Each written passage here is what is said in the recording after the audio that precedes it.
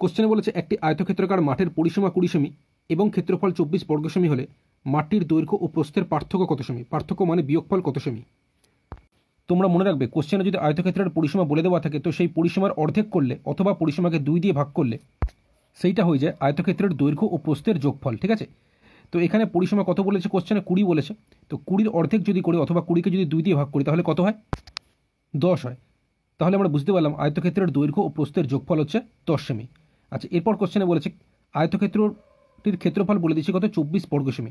তো আয়তক্ষেত্রের ক্ষেত্রফল বের করার ফর্মুলা আমরা জানি দৈর্ঘ্য গুণ প্রস্থ, যেটা কোশ্চেনে সঠিকভাবে আয়তক্ষেত্রটির ক্ষেত্রফল 24 বর্গ সেমি বলেছে, তাই আমরা লিখতে পারি এই দৈর্ঘ্য গুণ প্রস্থ সমান 24 বর্গ সেমি। তো এখন আমরা দেখব 24 কত কত গুণ করলে হয়। তো সেক্ষেত্রে আমরা জানি 6 4-এ গুণ করলে 24 হয়, 8 গুণ 3 অর্থাৎ 8 3-এ গুণ করলে 24 হয়, 12 গুণ 2 অর্থাৎ 12 2-গুণে গুণ করলে 24 হয়, এছাড়াও 24 একে 24 হয়। কিন্তু এখানে আমরা দেখব কোনটাতে যোগ করে 10 হচ্ছে, মানে দৈর্ঘ্য প্রস্থ যোগ করে কোনটায় 10 হচ্ছে। প্রথমেরটাতে দেখো দৈর্ঘ্য 6 প্রস্থ 4, যদি আমি দৈর্ঘ্যের জায়গায় 6 বসাই প্রস্থের জায়গায় 4 বসাই, 6 আর 4 যোগ করলে 10। তাহলে আমরা বুঝতে পারলাম আয়তকার মাঠটির দৈর্ঘ্য হয়ে যাচ্ছে 6 সেমি, প্রস্থ হয়ে যাচ্ছে 4 সেমি। এবার কোশ্চেনে মাঠটির দৈর্ঘ্য প্রস্থের পার্থক্য বলেছে, পার্থক্য মানে বিয়োগফল। তো বিয়োগ করলে কত হচ্ছে? 6 সেমি থেকে 4 সেমি বিয়োগ করলে 2 সেমি, এটাই হয়ে যাবে দৈর্ঘ্য প্রস্থের মধ্যে পার্থক্য, 2 সেমি। অপশন ডি 2 হয়ে যাবে সঠিক উত্তর। কোশ্চেনে বলেছে একটি বিদ্যালয় 10 জন ছাত্রের গড় বয়স 10.3 বছর, এদের মধ্যে 3 জনের গড় বয়স 12 বছর এবং অন্য 5 জনের গড় বয়স 9 বছর হলে বাকি 2 জনের গড় বয়স কত বছর? কোশ্চেন এখানে প্রথমে বলেছে 10 জন ছাত্রের গড় বয়স 10.3 বছর, অর্থাৎ গড়ে এক একজন ছাত্রের বয়স যদি 10.3 বছর করে হয় তাহলে মোট এই 10 জন ছাত্রের মোট বয়স বা বয়সের যোগফল কত হবে?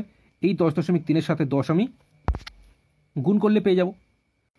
এবার এই গুণ করার ক্ষেত্রে এখানে এই যে 10.3 আছে, তোমরা দশমিক ছাড়াই এটাকে 103 ধরো। তো 103-এর সাথে 10 গুণ করলে 1030 কীভাবে হলো দেখো, 103 এককে 103 আর এই শূন্যটা এখানে লিখে দিয়েছি, তো 1030 হচ্ছে। এবার যেহেতু এখানে দশমিক ছিল, দশমিকের পর একটা ডিজিট আছে, তাই এখানে একটা ডিজিটের আগে দশমিক হবে, সেই হিসেবে শূন্যের আগে আমরা দশমিক দেব। তো শূন্যর আগে আমি দশমিক দিলাম। এবার দশমিকের পর শূন্য থাকলে সেই শূন্য কেটে যায়।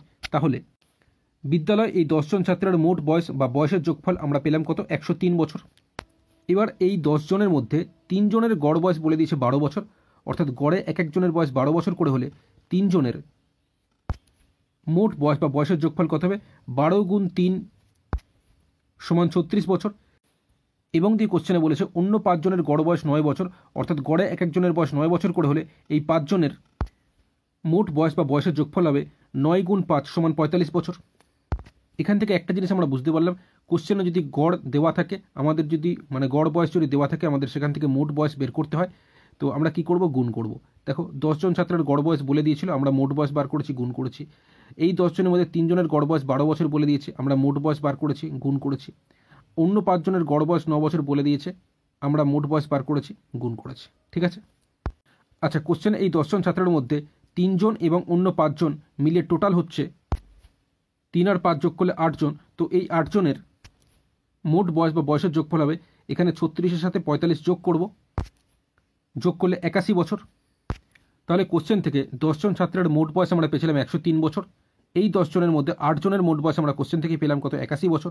তাহলে এই 10 জনের থেকে যদি 8 জনের বয়স আমি বিয়োগ করে দিই, তাহলে যে বাকি 2 জন থাকবে সেই 2 জনের মোট বয়স পেয়ে যাব। তো 10 জনের মোট বয়স কত? 103, আর 8 জনের মোট বয়স 81। তো 103 থেকে 81 বিয়োগ করলে 22 বছর।